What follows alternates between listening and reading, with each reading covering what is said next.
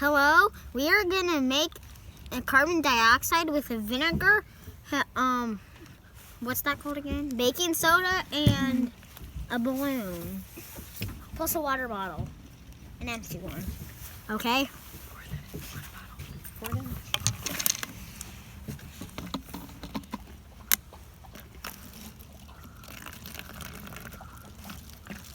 Oh, honey.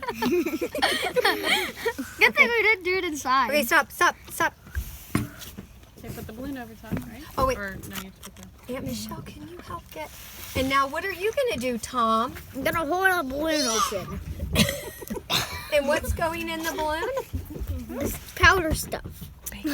Baking soda.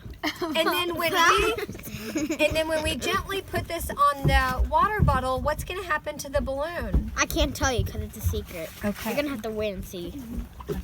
Okay, now let Aunt Michelle help you because we're going to first cover the lip of the bottle and then gently... Okay. Does it go this way? Oh, no. Just tip the balloon. Wait.